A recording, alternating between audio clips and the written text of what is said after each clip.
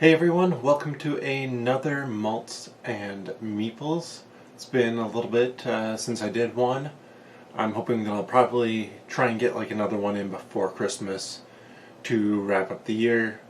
Maybe do one a little bit more talking about some of the gaming experiences that I've had this year and what I'm looking forward to gaming wise in 2020. But for tonight, I'm going to be talking about and unboxing this game here, Tainted Grail, The Fall of Avalon. So this is a huge Kickstarter. Sorry, I don't know what's going on with this camera. Whenever I move, it tries to adjust the light too quickly. Let's see, maybe if I do that. I think there's just a lot of reflection off my head. And let's see, are we hopefully live here? It says everything is good. Trying to get this. Hey, we are live just right now. So if you are enjoying this, you can find it on Twitch, the Malts and Meeples channel there, or it will be uploaded as well to YouTube, the Malts and Meeples channel there. If you're enjoying it, a follow on Twitch or a subscribe, thumbs up on YouTube, those things help out the channel. So let's talk about tonight's beer. It's winter in Minnesota, so it's season for big barrel-aged beers. When I say it's winter, I mean it's cold and there's snow outside. So this is from O'Dell Brewing Company, and their Imperial Stout, barrel-aged with cold brew coffee.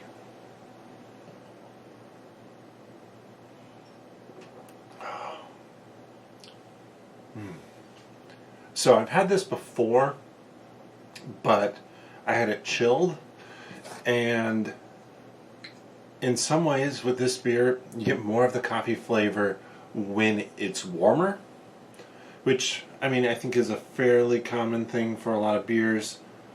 But yeah, it's, you can really get a little bit more of the flavor, and this is, I mean, it's a very big barrel-aged beer. Let's see if I can find the percentile here quick. 11%. So yeah, a lot of the times when it's a higher ABV, I find that it's better slightly warmer because you're getting more of the flavor and less of the alcohol bite that you can sometimes end up with a barrel-aged beer. This is one that I enjoy a lot. And I think I still have two more down in the cellar, basement. So, let's talk a little bit about this game before I bust it open. My guess is a lot of people who are watching this are going to be familiar with Tainted Grail, or possibly familiar with Awaken Realms.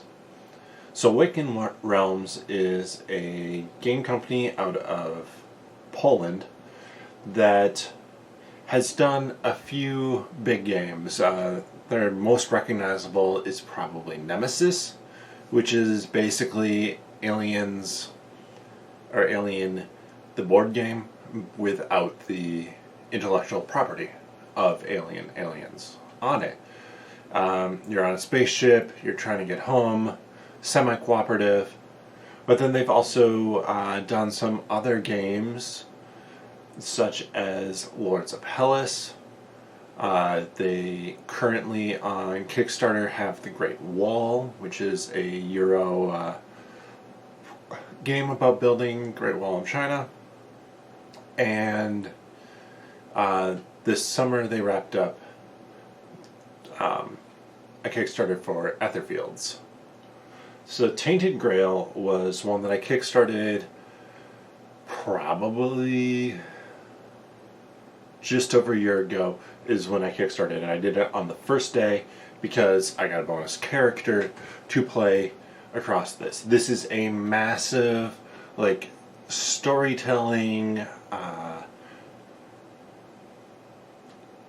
narrative like branching narrative driven game with an Arthurian theme to it. Basically, the idea is about 1,000 years ago, King Arthur and his knights, they came to this land of Avalon, trying to get away from the Red Death that was plaguing their lands. Avalon is a land that is kind of between two places. It's two realms. It's partially in the real world, but there's more magic, more stuff like that. It's almost got a little bit of that fae sort of thing. And this is, like I said, it's a story game where you're kind of developing your character and going through, but it's also very much a survival game. This is not a game that, from what I know of it, that you assume is going to be easy, and there are encounters with monsters that you are just going to plain out have to run away from, especially early game. But now that we've been looking at this pretty box cover for a little bit, let me pull this off. I'll show you what's in here.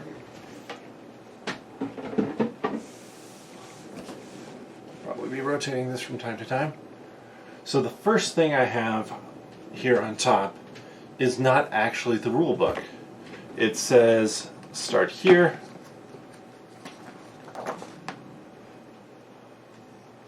But this is not a rule book. This is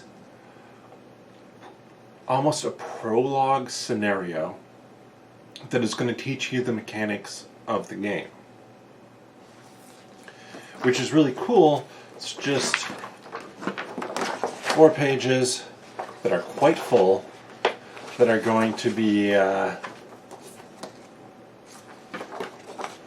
kind of getting you through the game.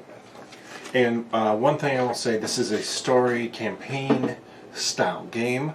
So if you start with a character, you're going to continue with that character throughout the whole game. For that reason too, I'm not going to be busting into the cards. The reason I'm not going to be busting into the cards is when I play it, only want to see the cards as they come up.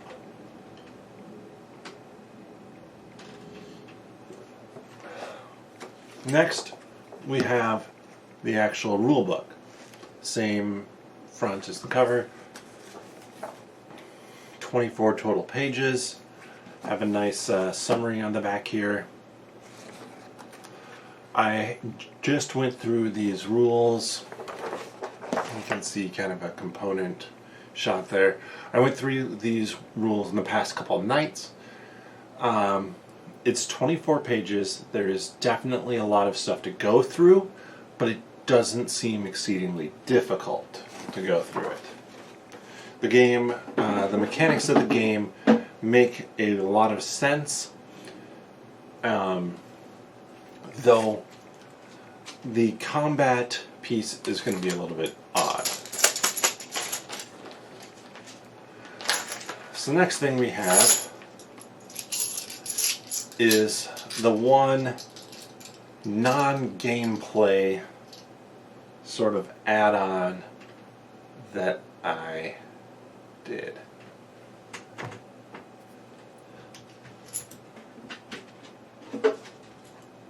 Let me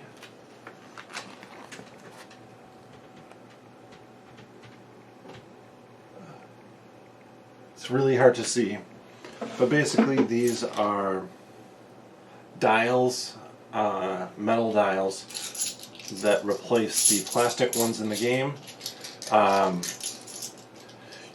So the world or the island of Avalon has spilling over from the other realm sort of thing is what's known as the weirdness. WYRDNESS. And to drive that back, there are these things called the menhir, which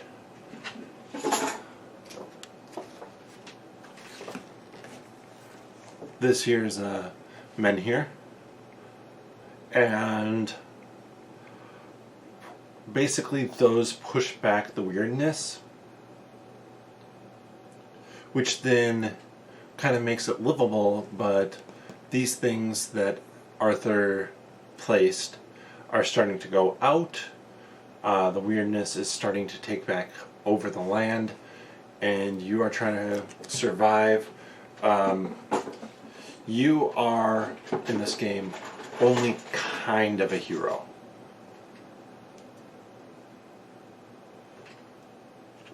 In this game, you are the B team. If you play multiplayer, the B person. If you play solo. And with that, like, you have on the back here, and this is the bonus character that I got for the first aid backing. It was also an add-on you could buy, but we have this character where you have your different stats that kind of go combat and diplomacy, aggression, and that pairs up for combat, pairs up with empathy for diplomacy, courage for combat pairs up with caution for diplomacy, practicality for combat pairs up with spirituality. And so this is an extra character, and with this extra character, all the other characters have archetypes. All the other characters are going to be played in their particular section of the game. So this is the first of like 3 stories parts. So she is the only one who can be played across all of them. They give you 30 save sheets. These allow you to show how characters are set up, notes, kind of the layout of everything. Plus, on the back here, there are a whole ton of different statuses that you might have. We have then also maps of Avalon. These are not 100% accurate maps. These maps are meant to be like, okay, somebody has drawn these, they're old, it may or may not be accurate anymore. Like, Camelot, so we start here, and you always know Camelot's going to be here. Like, some of these places are just going to be there because they're places, cities that just won't disappear. But it's a cool feature to the game to have a map per player, and they do a really good job of making them look like old maps. Mine came with the corner slightly bent. That was unintentional, but not a big deal. We also have, for each of the 4 main characters, 4 characters you can play, you have kind of letters of introduction or letters for your mission. I have not read these yet. It's a little bit of a spoiler to do so. And this is the meat of the game, the exploration journal. So in this game, you are exploring these locations, trying to complete whatever quest you are currently on. And this journal, with however many pages it has, is what you're going to be playing through, or going to be reading when you do those explorations.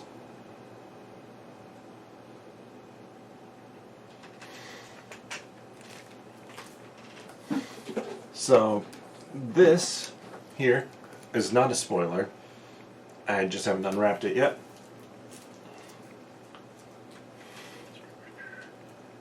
Where's one of my favorite unwrapping tools?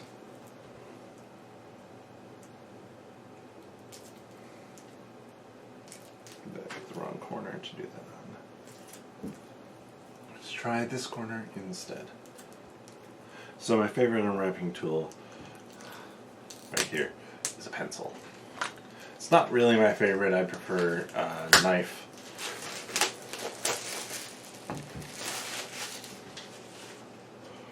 But we have the 4 characters we can play.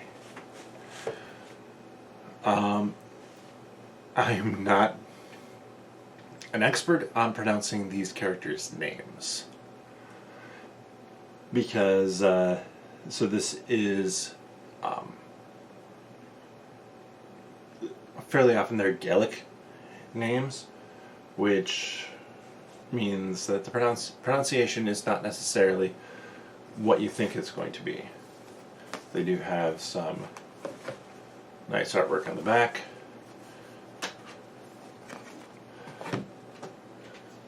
So this pops out kind of like I showed you with the bonus first day pledge character. Take it out of that. So I can swap her in if I wanted to. And you can see, like looking at the back, those red things mark how your skills are set up. So you can see that the skills are different. They also start with different things. 3 food and 1 rep, 1 food and 1 wealth. Eiley, is how I pronounce it, has a different ability. So both of them have abilities. And they also have negative effects for them as well. So you can see this pops back into the board pretty well. And this whole board is 2 layers. So this here is an indent which allows you to hold cubes, which are further down in here, in it. I just want to flip through. So Beor, he is more combat focused as compared to Eiley. Maggot, he is magic focused. And Arev, however it's pronounced, he is supposed to be a farmer originally, or have settled down to be a farmer at some point in time. You can see the artwork in this game is really nice as well. I really appreciate the work that went into it, and it looks like, I mean, with the number of cards in here, there's a lot of artwork. Next, let's pull off this. Have a nice plastic cover that protects all of this so it's not going to get lost.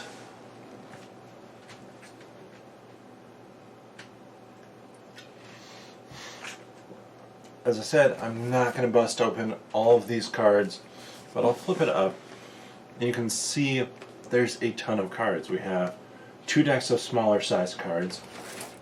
All these are regular size cards, and we have giant location cards, which I will pull out and just kind of show. Like, that's the order of the day kind of thing, as well as we then have all the locations in here. So let's see, where's my, oh, I don't need a pencil for this one. I'm not really going to show off the locations. I'm assuming when I hit, we have icon glossary as well, combat overview, so you have a lot of different cards, and this is the starting location. And you're building a map with this. You're not like just flipping through. And I do that really fast because there's stuff on the back here. But it might be hard to see, but there are numbers. Let's try here. Too much glare. Here.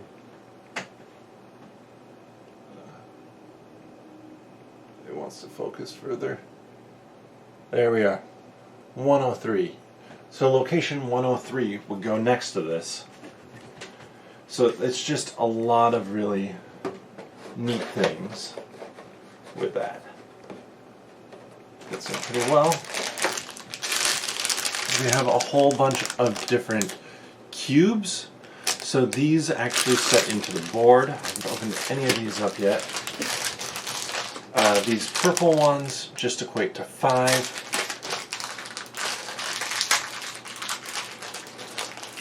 I have a bag for these, so open one up, grab back out a player board, kind of demonstrate how this can go. Give me 1 second here.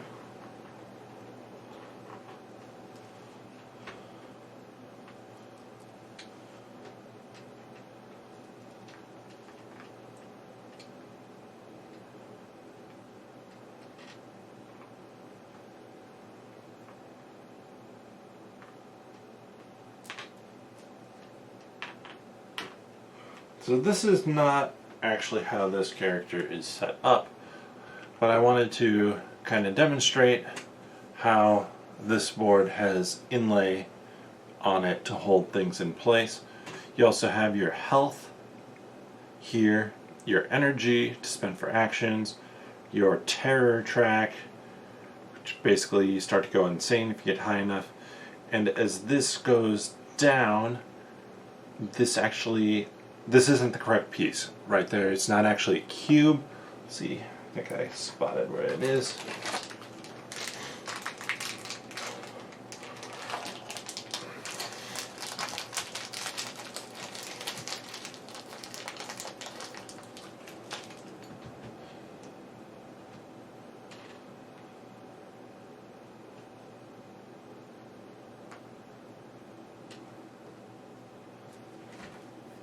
You actually have that little T piece in there, and that T piece caps like your energy level or stuff like that. So as your health goes down, the more terror you take, only up here you're going insane, but if you pass this, you're now panicking.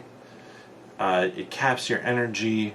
We have exhausted down here, we have dying. We have a whole bunch of different areas. It's a really, really cool board. I'm just going to set all of this off to the side here. Pick it up once I'm done with the video.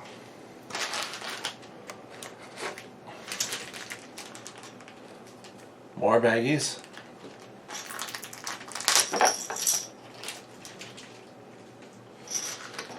So, like I said,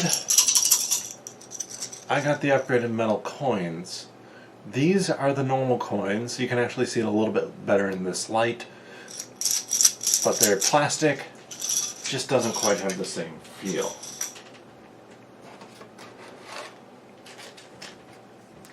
More baggies, it's the right thing to do, companies. I have baggies. I've bought, so I don't need them, but I have baggies. Couple little marker tokens. One has the Grail on it, one has an hourglass. Fun stuff. We have cards, like it says good weather. It's an event card. We have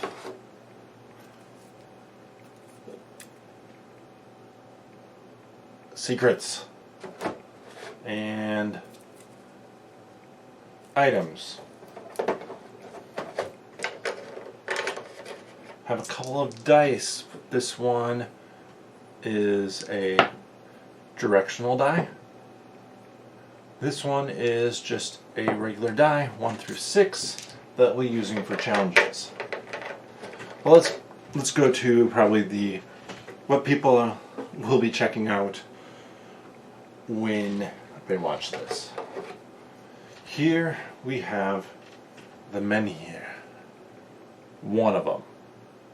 So originally with the Kickstarter, they're like, okay, we have a menhir. I believe it was this one.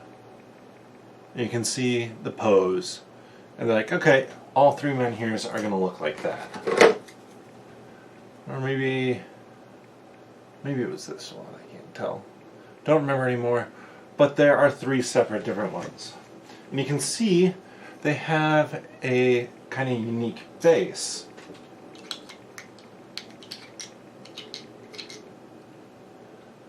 That's so you can fit one of these dials that has numbers on it in there, and you can rotate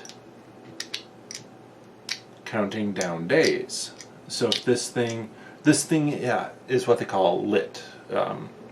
I think literally there is some light, something that is driving back the weirdness coming from these, but they all have a cost to be able to stay lit. And so that's only a certain amount of time that they will continue to drive back the weirdness, and that's what you track on here. Or right here.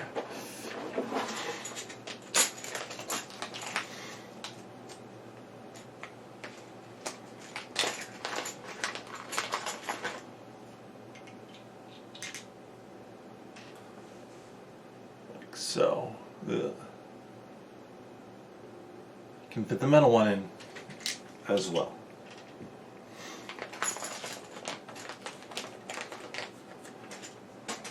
Next, we have one monster you can fight. This is known as the Four Dweller. I don't know that you can actually kill it. I think you can drive it off the board, but it can always potentially come back. This is theoretically what an inhabitant of the land looked like. And let's just pull out Bear. You can see the size difference. And, I mean, more noticeable there. So, I'm just going to grab this one card here. I'm going to set it in the box. Say this is a location card. You could have a character there. You could have the Four Dweller there possibly attacking you. And there are some cards where the men here will be set on and kind of light up an area for you to be able to explore.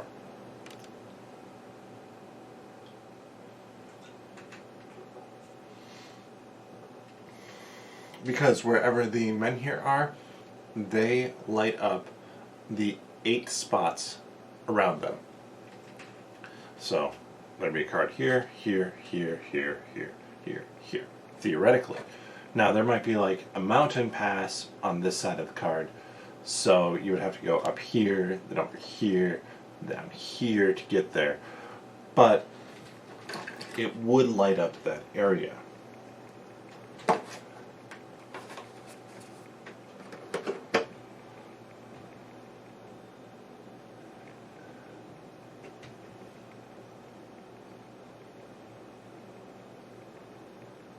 But these figures are nice. I don't know what character I'm going to play yet. It'll be fun to find that out. Beor is the one who you play in the opening scenario, or opening tutorial. And so I know some people have continued to play him, but I'm not sure who I'm going to play yet. I know a lot of people have played Maggot, because Maggot can generate his own magic. A lot of different options. I'm going to see what I can do about the setup in here. This might be a game that I play on the stream, if I can get the light a little bit better in here, simply because there's a lot of detail on the cards. It's also something that maybe I will try adjusting the webcam, so it might be me completely off camera except for my hands and voice, but then you would be able to potentially have maybe something like that as a close-up. See what's going on, or I'd have a spot to stick cards. Something like that. We'll figure it out as I go along. But that has been an unboxing of Tainted Grail, and this is a game that I'm really stoked to play. Like I said, this might be one that shows up on the stream. but this is also one that I'm strongly considering playing, not just solo. I've heard good things about it either way, so I kind of want to do the intro scenario, prologue, see how I like it solo, since that is only solo, just so that one person in the group has an idea of how to play, and then continue on from there. But yeah, this has been a little bit of a shorter stream, only half an hour, but for an unboxing I feel like that's good. And yeah, that's what I got for you today with Tainted Grail. Like I said, I'm really looking forward to this game. I think it's going to be a ton of fun and right up my alley for the type of game that I really enjoy, which is good because it wasn't super cheap. I got everything that was additional gameplay for this game, which there's a fair amount for that, so it'll be fun to see what happens from it. With that, signing off, and bottoms up.